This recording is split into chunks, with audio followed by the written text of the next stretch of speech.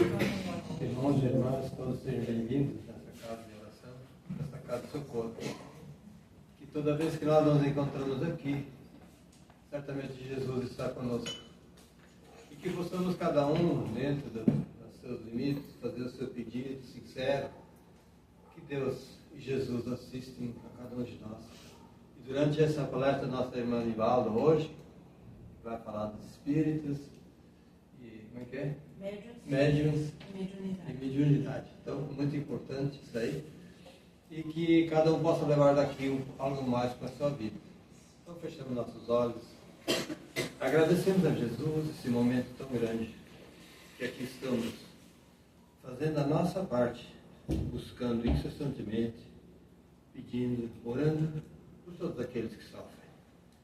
Que a mediunidade, os médios que aqui estão presentes, possam nos auxiliar dentro das nossas necessidades. Agradecemos sempre por muito que recebemos. Façamos também o nosso Evangelho no lar, nossas casas, para que possamos ampliar o socorro em todos os momentos da nossa vida.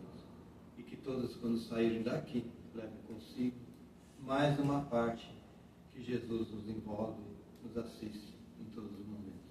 Obrigado, Jesus, em teu nome, nos fazemos assim a exposição da noite de hoje. Que assim seja.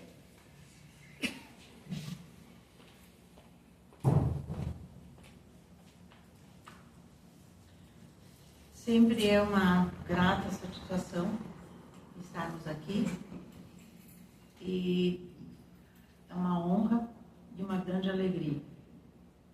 Não somente pelas vibrações dessa casa, pelas lembranças que essa casa nos traz, de trabalhadores, os que iniciaram nessa jornada de estudos do Espiritismo, conjugada à vivência, de todos esses que a gente teve a felicidade de poder conhecer e um pouquinho conviver. E é claro que a todos vocês que já se tornam conhecidos, a gente olha, abraça e se sente muito feliz por perceber que todos estamos com saúde, bem e com muita ainda caminhada e jornada para vivenciar pela frente, se Deus quiser. Nós hoje vamos trazer um tema que é muito vasto, muito extenso, e o tempo é limitado. Então nós vamos abordar alguns aspectos que podem esclarecer um pouco sobre os espíritos, os médiuns e a mediunidade. Então nós iniciamos dizendo que em todos os tempos a mediunidade ela revelou ao homem a existência dos espíritos e do mundo espiritual fora do mundo físico. E esse mundo espiritual é de onde nós procedemos e é para onde nós vamos retornar após o fenômeno da morte física. Esses espíritos somos nós, sem o corpo físico.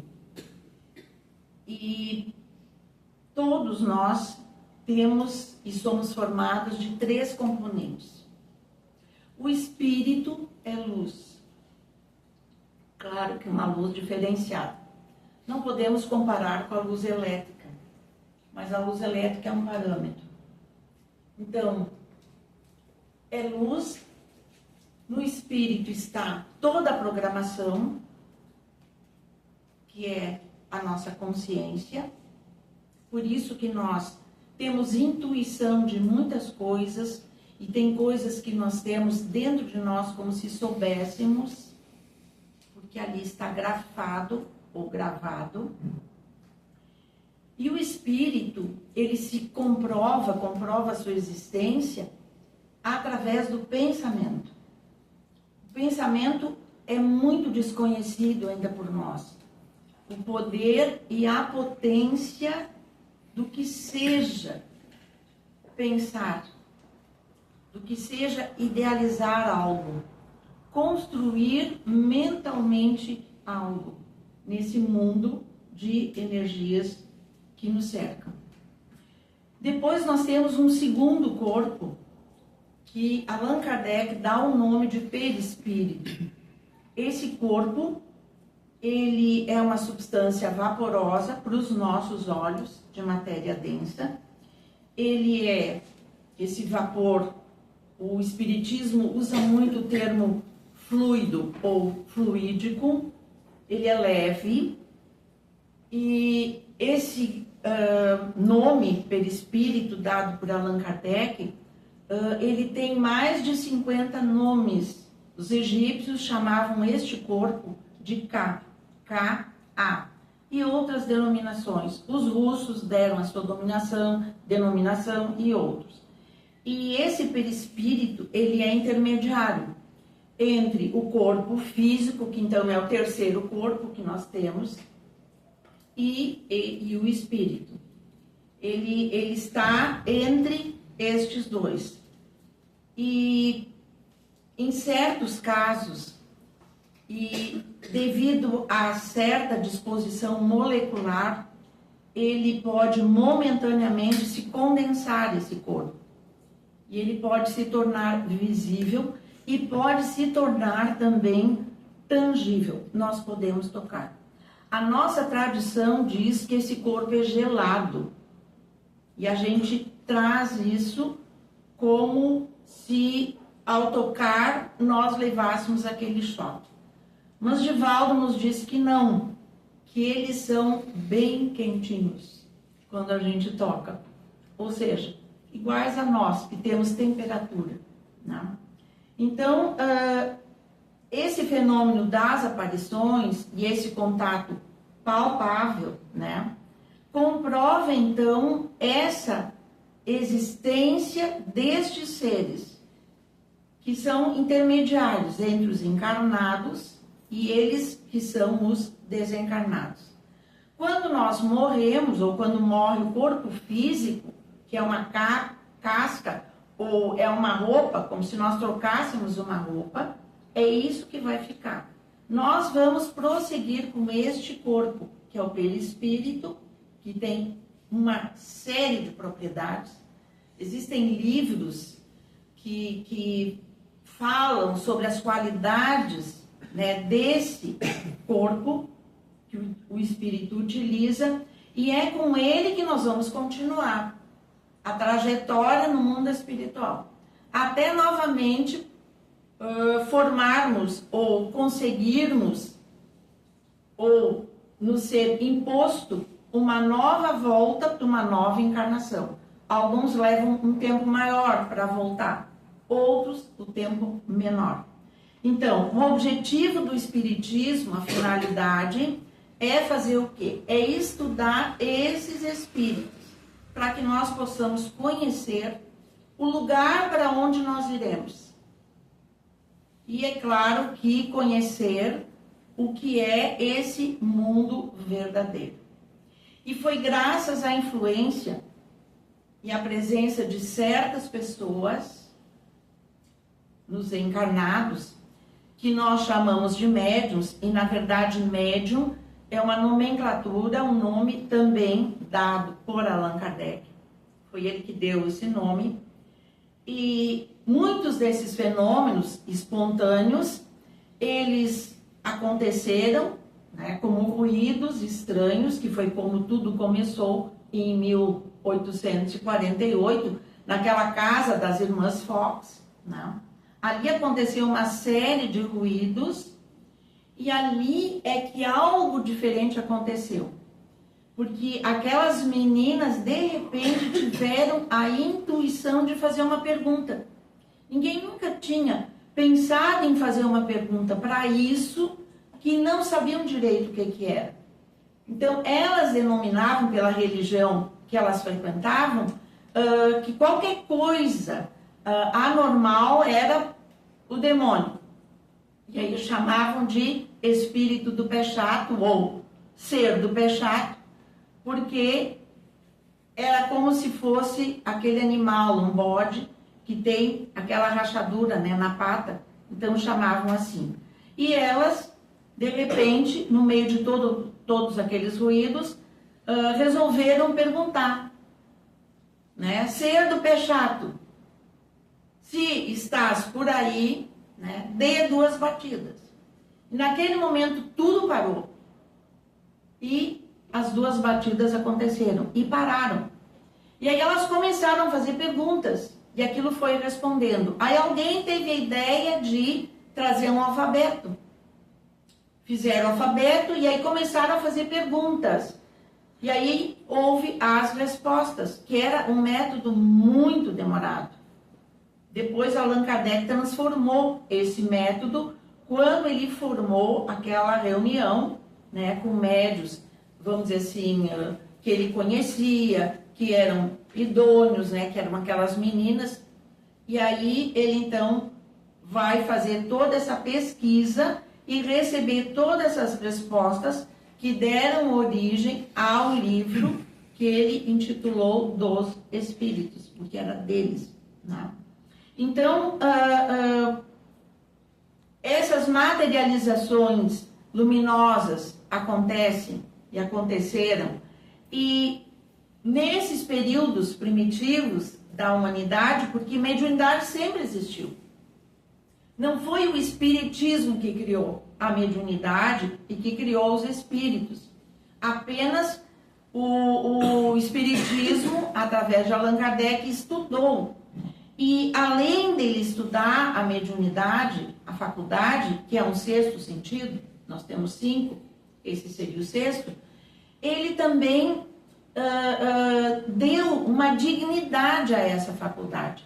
Porque até ali os médiuns eram chamados de loucos e não eram muito valorizados. E essa mediunidade, ela era muito usada só para notícias triviais, para pedir informações. Até se usava muito procurar esses médiuns para curas e outros, né? No começo, no passado, esses sensitivos foram chamados de feiticeiros, de magos, de adivinhos. Mais tarde, eles receberam o nome de oráculos, as pitonisas, que surgiram lá na Grécia, né? Tinha uma pitonisa lá que era famosa, e os xamãs. E, como eu já falei, eram procurados para previsões, para consultas sobre futuro, tratamentos de doenças. E aí aqui nós trazemos 2 lembranças de 2 médiuns. Quem leu Brumas de Avalon, né? Que era um romance com 3 volumes. E os druidas tinham um lugar que era um lugar energético, é tipo de uma ilha, que se chamava Avalon. E ela era cercada por uma neblina. E só podia transpor essa neblina quem tinha em si dons especiais. E ali é que se formou essa moça, que era chamada de Morgana, e ela era médium. E daí ela vai para aquele reino, né, que é a Inglaterra, e aí ela começa então a demonstrar essa capacidade que ela tinha de previsão, de intuição muito grande. Também nessa corte do rei Arthur, nós temos um personagem famoso, que era o Merlin. Merlin, ele era médium. E ele tinha essa conotação mago Merlin, né? Passou para a história como mago. E ele, assim, ficou muito famoso, vamos dizer assim, na tábua redonda do rei Arthur. Se destacou muito ali. Nós temos também Nostradamus. Nostradamus, ele trouxe profecias. Ou seja, ele prognosticou, ele teve uma visão do que ia acontecer no futuro. E ele trouxe essas notícias num vocabulário muito rebuscado, que até hoje estão ainda estudando, para tentar verificar o que realmente ele diagnosticou para esse futuro. Mas ele, nessas profecias dele, detectaram as suásticas e o surgimento do nazismo e outras situações, né, que aconteceram, e mais coisas que ainda ele previu que vão acontecer, né? Então, temos vários médiuns famosos. Divaldo falava muito, e meu pai também falava, do Mirabelli. Mirabelli foi um médium porque muitos estadistas, quando descobriam essas pessoas, eles procuravam trazer para junto do seu governo, para poder ajudar na intuição, enfim, nesses prognósticos e até em conselhos, né? O que fazer, como fazer. E o Stalin ficou sabendo desse Mirabelli. E ele então trouxe o Mirabelli. Ele tinha uma capacidade muito, muito especial e peculiar. Ele conseguia se transformar física e principalmente a face na personalidade que ele queria. Ele pensava, meditava e ele acabava se transformando com esse fluido, essa energia que nós temos, que chamamos de aura. Ele tinha capacidade de se transformar e de parecer com aquela pessoa que ele queria. E o Stalin pediu uma prova para ele. E ele se transformou, ficou parecido, igual ao ministro da economia ali da Rússia. Ele vai ao banco, ele pede para retirar uma quantia, como se ele fosse essa personalidade. O banco pagou, deu o dinheiro para ele, ele pegou o dinheiro, voltou, foi lá para o Stalin e entregou o dinheiro, comprovando que realmente ele tinha essa capacidade, né? Papas também.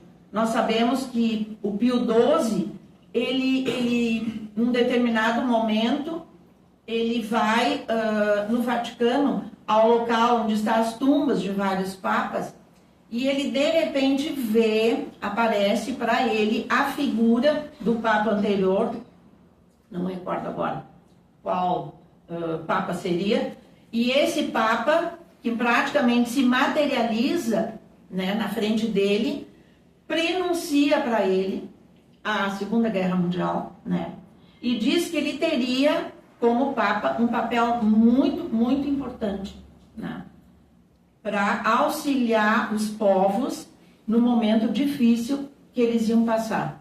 Então nós tivemos assim, ao longo da nossa história, N casos que comprovam esse auxílio que os espíritos dão através dessa capacidade, né?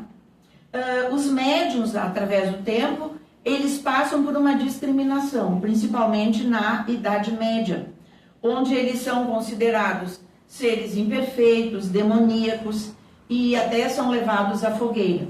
Aqui nós temos o exemplo da Joana d'Arc. Quem era Joana d'Arc? Joana d'Arc era Judas reencarnado. Segundo Divaldo, desculpe eu usar sempre, mas é a pessoa que era mais próxima a nós e de quem nós tínhamos essas informações. Judas, Jesus buscou Judas, né? E ele foi para o mundo espiritual e ele voltou em várias encarnações curtas, períodos curtos, né? Ele veio muitas vezes como leproso e a última encarnação dele foi como Joana d'Arc. E naquele papel, como médium, né, ela conduziu a França, né, a Inglaterra, aquele poderio, e ela no fim acabou sendo presa e acabou sendo queimada viva. E dizem que no calabouço, né, ela sofreu muitas humilhações. Então, a gente sabe que ela passou por muitas situações difíceis. Jesus e os apóstolos também, e os seguidores deles, os mártires, também usavam a mediunidade.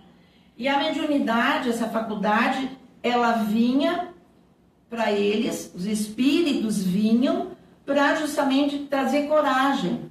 Então, nós já falamos aqui que no momento desses martírios, né, eles viam toda aquela corte de seres, muitos viam Jesus que vinha e aí eles não sentiam mais dor e saíam do corpo, né?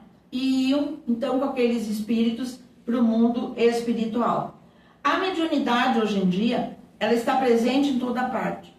Ela se manifesta em indivíduos de todas as religiões. Nós vamos encontrar a mediunidade na Bíblia, né? Daniel na cova dos leões. De repente, né, os leões se tornam amigos dele, ele vê os espíritos chegarem, abrirem a cela e ele sai. E muitos outros fatos. O rei Saul, né, apesar da proibição de Moisés, porque Moisés, quando o povo sai do Egito e o povo hebreu tem esse hábito de fazer essas perguntas a esses médiuns, pitons, etc., e o Moisés, então, proíbe que eles façam isso. Daí o rei Saul, numa madrugada, no outro dia, eles teriam uma batalha, né? E ele, então, vai a essa médium, a essa pitonisa, madrugada, escondido, ele vai perguntar qual é o resultado, o que vai acontecer com a batalha do dia seguinte. E ela diz para ele que eles iam ganhar a batalha. Os hebreus iam ser vencedores, mas que ele, o rei Saul, ia morrer. E é o que acontece.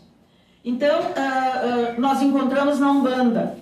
A Umbanda é um pouco diferenciada do Espiritismo, porque o Espiritismo, ele vai criar um uso, devido a esse trabalho que Allan Kardec faz, de dar essa dignidade à mediunidade. As casas espíritas sérias, elas, primeiro, porque elas cuidam muito com a simonia. Simonia é não cobrança. Essa não cobrança, ela é muito profunda e ela é muito sutil. Porque a cobrança, ela não é só a monetária ou a material. Eu dou algo em troca, né? Mas ela é das gentilezas. Que o médium não receba nenhuma gentileza por ter o dom. Eu tive um aluno uma vez, nesse curso que a gente faz, né, dos grupos de estudo da doutrina espírita, quando estudávamos, no ano que estudávamos o livro dos médiuns, e ele disse uma coisa que eu nunca mais esqueci. Ele disse que os médiuns, para as pessoas, mesmo hoje, são considerados como se fossem pessoas que estivessem mais perto de Deus e que tivessem, então, algo de diferente, né? E eu fiquei pensando, eu disse, interessante esse conceito. Mas que não se tenha nenhuma gentileza. Fulano é médium, passa na minha frente, ser gentil, né? Então, as casas espíritas sérias, o que elas fazem? A mediunidade, ou aqueles que são médiuns, que trabalham em reunião mediúnica, eles são tratados de uma maneira anônima. Há um sigilo. Não se sabe exatamente quem é que está em reunião mediúnica. Quem é que recebe espíritos. Ao não ser quando haja um trabalho, que pode acontecer. Na minha casa, tempos atrás, se fazia uma reunião dos trabalhadores. Por exemplo, nós estamos aqui reunidos. Nós vamos fazer uma reunião de uma orientação espiritual. Marca-se o horário para chegar, fecha-se a porta, todos vocês chegam e se escolhe, ou os espíritos, se eles determinam que vai haver essa reunião, se marca um horário e se escolhe, os espíritos escolhem que médium eles vão usar para fazer esse trabalho. E esse médium escolhido, ele se prepara. E é claro que naquele dia ele vai ficar à frente de todo mundo, ele vai ter que sentar na frente. Então, ele vai se preparar, vai se mediunizar, e quem vai falar através dele para os trabalhadores é o espírito. Então, o espírito vai falar, algumas vezes, no início, às vezes dessa fala, o médium fica diferente, com voz diferenciada, né? Às vezes com uma voz grossa de homem, né? E a voz pausada, a gente observa que é uma personalidade diferente. que a mediunidade é alguém que está fora de nós, né? Ele não entra, não pode entrar dentro de nós. Mas como o espírito conserva esse campo, que é uma aura, porque ele está com aquele segundo corpo, que é o perispírito, ele se aproxima, o campo dele se aproxima com o campo do médium. E aí ele transmite. E aqui, como eu vou falar nos tipos de mediunidade, né? Tem um tipo mais inconsciente. Tem médiuns que são mais inconscientes. Consciência total não existe, porque sempre o médium, ele controla a comunicação. Mas existe um nível em que há uma inconsciência. E que dificilmente o médium sabe o que está acontecendo, o que está sendo escrito, né? Eu sei o que é escrito, eu tenho um pouco de inconsciência, eu sei o que está sendo escrito, ou o que foi escrito na leitura. Quando depois da reunião, quando termina a reunião, a gente faz uma avaliação, então se faz a leitura das mensagens que vieram, então nesse momento a gente toma conhecimento do teor, mas às vezes a necessidade da gente ler várias vezes, né? Porque são frases, os espíritos, esses nobres, eles usam expressões, eles são muito concisos, eles não usam um vocabulário muito extenso, não falam muito, né? Então, a gente precisa, às vezes, analisar muito o que foi escrito para poder entender, né? Então, a gente vem com essa capacidade e nesses momentos em que acontece essas orientações, às vezes é aberto para os trabalhadores fazerem perguntas, o espírito responde, é uma coisa muito demorada, tem que ter um trabalho, um preparo muito grande, e aí nesse caso o médium ele aparece. Só que as pessoas já são educadas e cuidam para tudo continuar numa normalidade, né? Porque todos nós também temos um pouco de orgulho, um pouco de vaidade. E temos que cuidar muito isso. Então, as casas sérias, elas criaram essas reuniões e o Espiritismo tem uma reunião diferenciada, onde nós chegamos, nós fazemos uma leitura do Evangelho, e há uma divisão em 2 tempos. No primeiro momento, é aberto os trabalhos para os espíritos que precisam, vamos dizer assim, de aconselhamento. Aqueles que nós dizemos assim, são os imperfeitos, os sofredores. Não há um limite de número, mas se estipula que cada médium receba 3 espíritos. Às vezes ultrapassa. Às vezes vai 5, 6, dependendo. Mas o coordenador, tem um coordenador da reunião, que é a pessoa que conversa com os espíritos, através do médium. Então, várias situações ocorrem e acontecem, né? Espíritos, assim, com situações bem interessantes. E depois, encerra-se esse momento e vem o segundo momento, em que os médiuns contatam com os espíritos protetores. E nesse momento, então, vêm as mensagens de orientação, de algum conselho e de algo que seria bom e benéfico fazer, né? Então, nós já tivemos, assim, uma série de orientações, porque os espíritos é como se eles estivessem no alto de uma colina, eles enxergam tudo que vai acontecer. E, quando possível, eles nos orientam. Mas aqui é bom a gente frisar que todos nós somos médiums, todos. Todos temos a capacidade de, num determinado momento, captar essas imagens, pensamentos, intuições. Todos temos isso. Um determinado momento lá, me dá aquela sugestão, ou aquele impulso de fazer algo. Mas eu não sou médium ostensivo, mas, no entanto, eu tenho aquilo. Daí Einstein, que é o Prêmio Nobel da Física, de 1921, ele dizia, eu penso 99 vezes e não descubro a verdade. Aí eu deixo de pensar. Eu procuro, assim, ficar com a mente branca. mergulho num grande silêncio e parece que a verdade vem e se me revela. Então, nesse momento, vem aquela intuição. E aí é o momento em que os nossos protetores entram em contato conosco. Daí é muito importante para todos nós a oração, a prece. Qualquer dificuldade, qualquer dúvida, o que fazer agora? Parar. E concentrar e orar.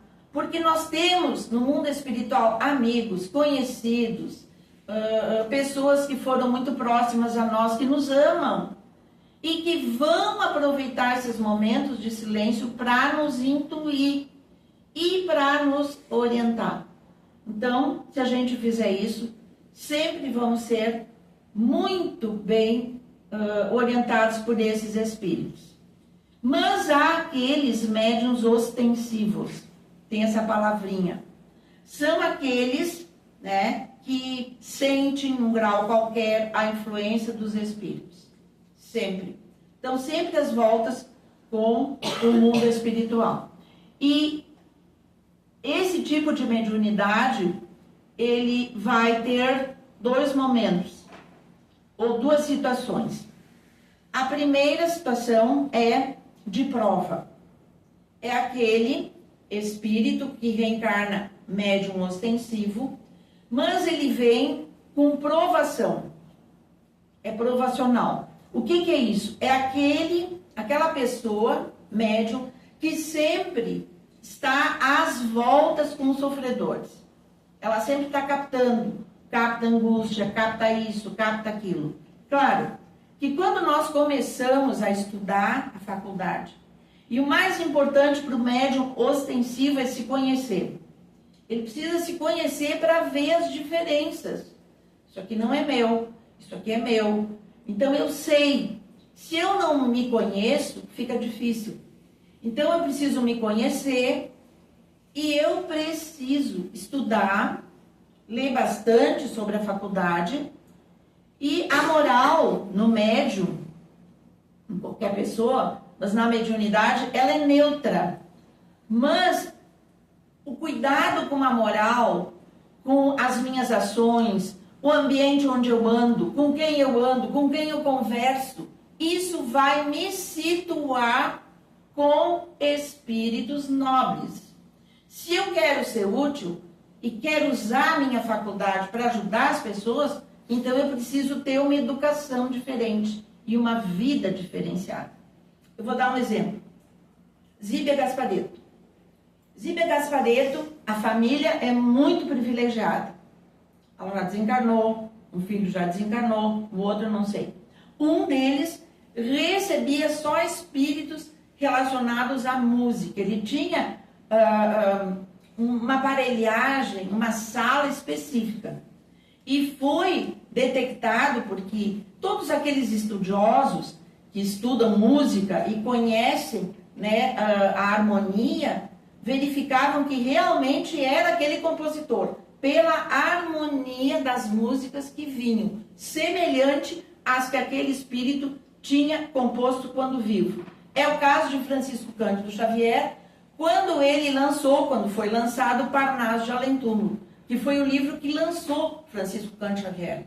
É um livro com muitas poesias e foi muito estudado pela Academia Brasileira de Letras, por outros, por pessoas que conhecem métrica, que conhecem a fundo e cientificamente, e detectaram que exatamente aquela poesia, bem diferenciada, que fala até do mundo espiritual, mas realmente ela foi trazida por Castro Alves, porque a métrica usada é exatamente a métrica que Castro Alves usava. Então, está comprovado, né? E essa capacidade é muito, assim, muito grande, né? E ela teve um outro filho, que era o Luiz Antônio Gasparetto, que era de pictoriografia, ou seja, os pintores famosos, Miguel Ângelo, enfim, vinham por ele, Toulouse-Lautrec, vinham por ele e pintavam telas. E ele apareceu na televisão, foi para a Europa, depois ele parou com a pintura, foi para a escultura, depois ele foi para arquitetura, se tornou paisagista, andou lá por Milão, enfim, desencarnou. Ela, Zíbia, se destacou na psicografia com os romances, e ela era espírita. O que significa ser espírita nesse caso? Significa que todas aquelas obras que eu recebo pela psicografia, eu vou doar. Os valores que eu vou conseguir com a venda e a renda não vão ficar para mim.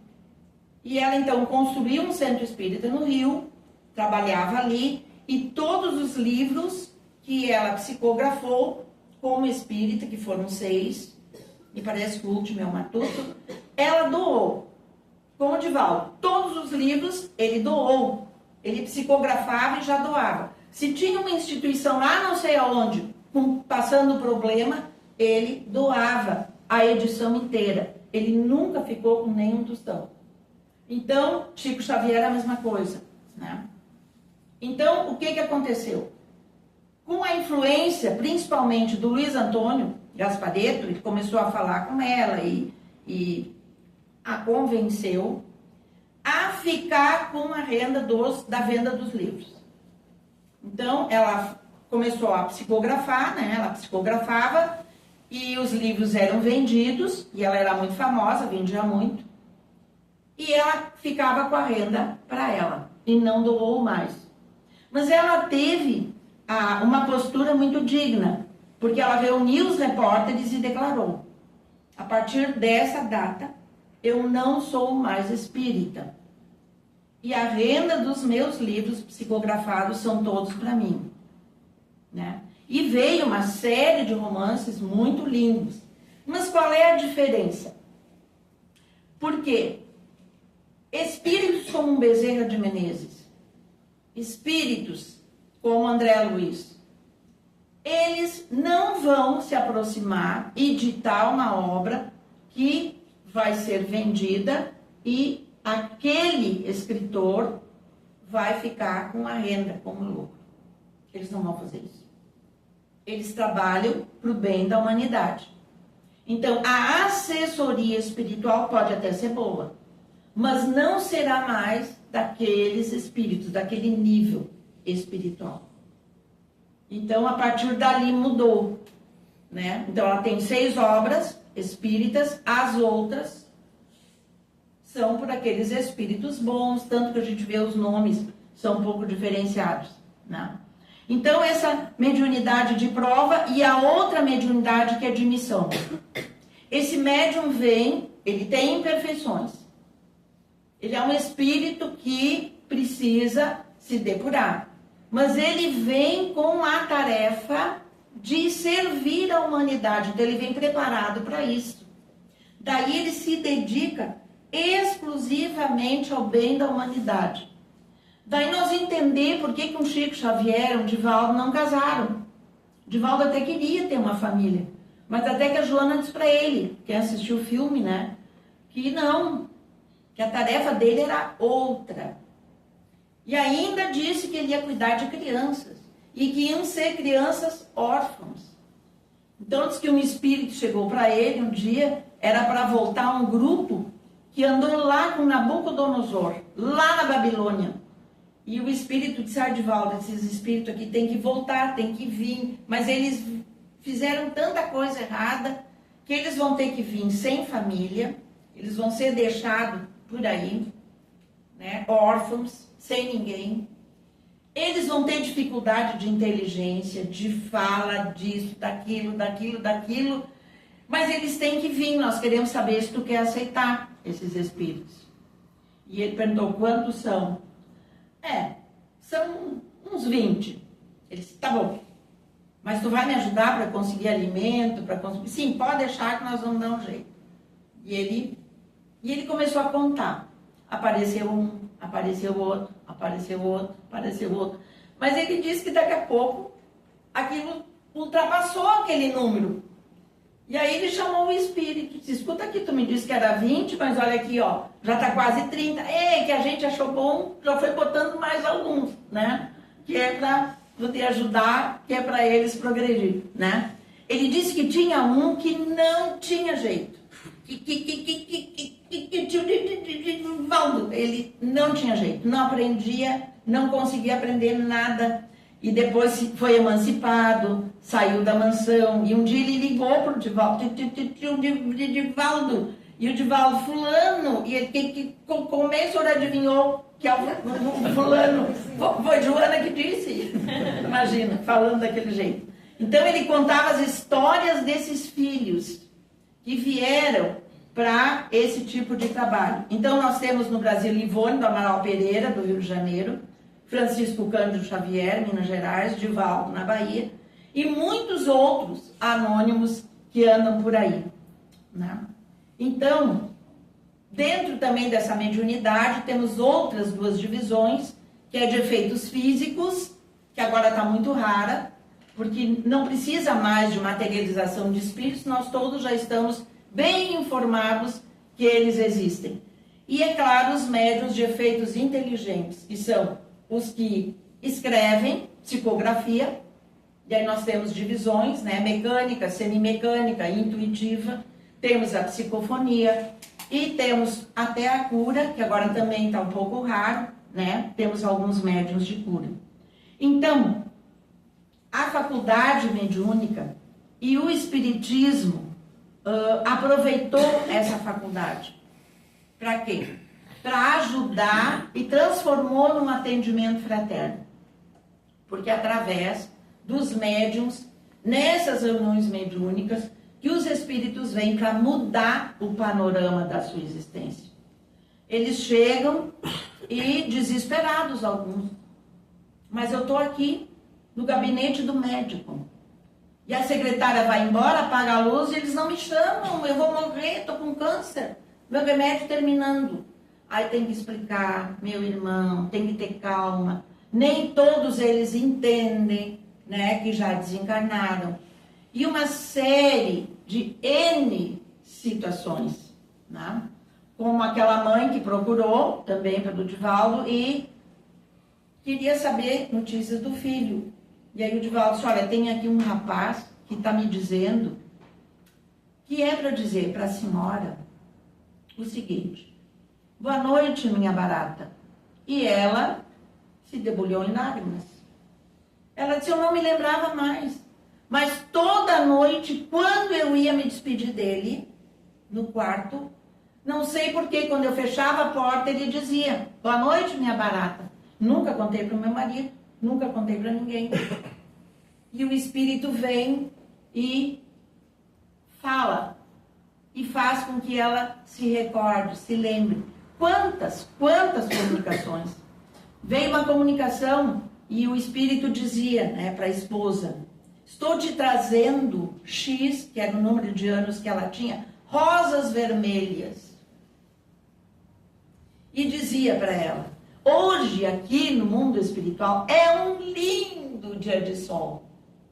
E depois ela disse, é o meu marido.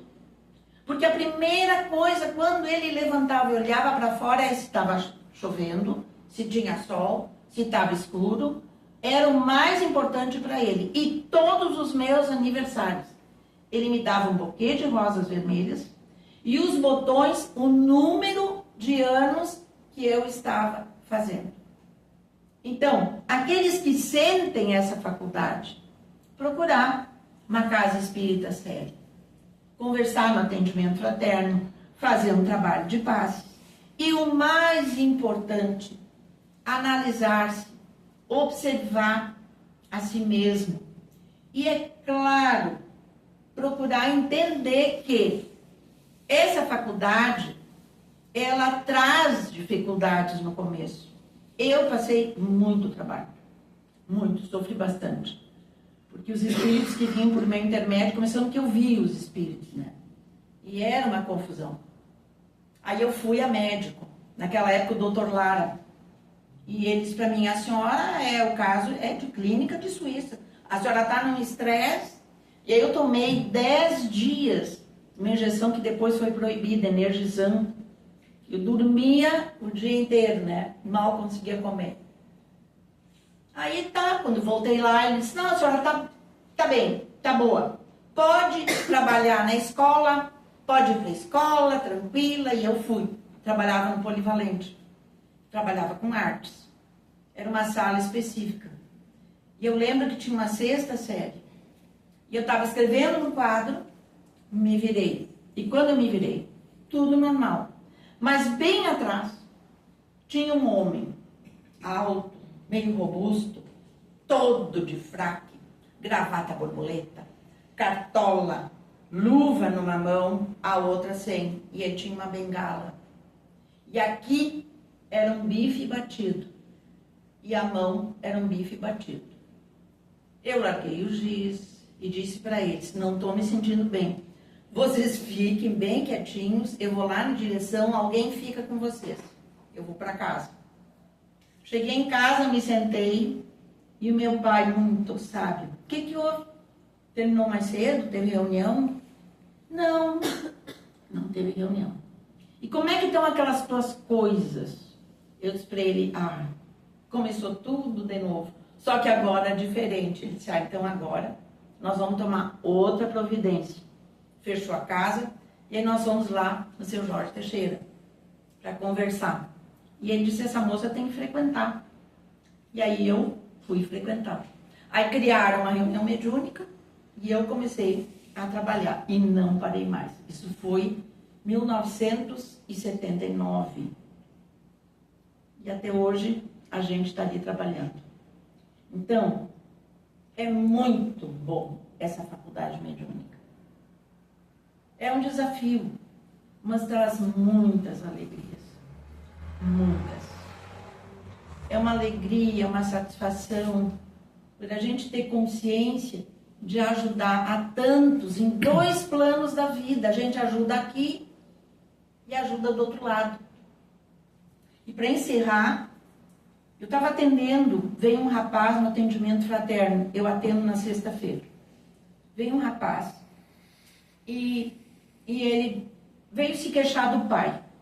O pai tinha, enfim, deixado os filhos também já estavam maiores, ele arrumou uma outra companheira e foi morar com essa companheira. E não procurou mais os filhos. E de repente a companheira deixou dele e ele começou a procurar esse filho que tinha uma oficina, tinha trabalho. E ele ia todo dia ali e ficava. E o filho veio no atendimento para dizer que ele queria uma maneira de afastar o pai. Porque ele disse, meu pai está me perturbando e não está só me perturbando. Ele está perturbando meus clientes, meu trabalho, e ele está se metendo, está se intrometendo e eu não quero mais ele ali. Eu queria que a senhora me ajudasse. Como é que eu poderia fazer para que ele tomasse um rumo diferente na vida? Né? Agora, só porque a companheira deixou dele, ele está aqui, né? Ele está me perturbando. E aí a gente foi pensando, e de repente, eu meio que visualizei a situação e eu disse para ele, olha, o teu pai está tentando se matar. Se matar? Eu disse sim. Ele está pensando em se matar.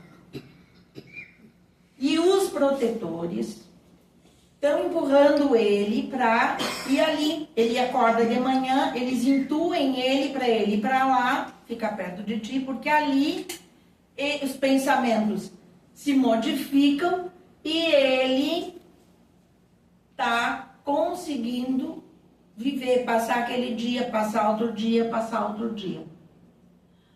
Daí ele disse, mas se matar, eu disse, sim, tu já imaginou o dia que tu acordar ou alguém bater na tua porta e dizer, olha, teu pai se matou. Não, ele disse, Deus o livre. Eu disse, pois então. Quem sabe tu conversa com ele. Muda a tua maneira de pensar e até aproxima, traz ele mais para perto de ti. O rapaz foi, fez passo, foi embora. Semana seguinte, voltou ele como pai. Só que ele não veio no atendimento, veio o pai. Só que o pai pediu para, claro, conversar comigo. E aí disse, eu estou pensando em me matar. E o meu filho veio e disse que tinham detectado que eu estava com esse pensamento. E eu estou fazendo de tudo para que isso não aconteça. E a senhora sabe, ele disse, eu vou começar a frequentar. porque eu acho que isso vai me ajudar. Vai te ajudar. E aí a gente conversou. Ele fez passes, voltou, e de repente aquela ideia se desvaneceu. Isso é um caso. Quantas situações, quantos casos vocês aqui não estão ajudando a todos estes que vêm aqui sentados? Os espíritos estão fazendo um trabalho e envolvendo a todos nessas vibrações, que são muito positivas. E isso deixa a gente muito alegre e muito feliz. Vamos orar. Senhor, aqui estamos envoltos nessas ondas de luz, cercados por estes espíritos nobres que nos envolvem em bênçãos de saúde, de alegria, de forças, para que possamos ultrapassar todos os obstáculos que se interpõem entre nós, o nosso ideal, a concretização dos nossos sonhos e, principalmente, a nossa redenção como espíritos eternos e imortais que somos. Auxilia-nos, que possamos ser úteis, que dentro da atividade em que fomos colocados, que ali possamos auxiliar, que ali possamos trazer boas novas de alegria, que ali possamos amar, ser amados. Abençoa os nossos lares, os nossos familiares, esta casa que nos abriga, esses espíritos que criaram esse núcleo e que sempre, de alguma maneira, estão presentes. Mas também essa luz que se projeta e nos envolve, e que essa luz se expanda pelo nosso país, o Brasil, pelas nossas lideranças políticas, as nossas fronteiras e as outras nações, aqueles que buscam a paz, que querem a paz. Auxilia, Jesus, para que os acontecimentos sejam amenizados, para que haja mentes que busquem concretizar essa paz que tanto sonhamos e que haja entre todos nós muito amor, muita saúde, muita paz.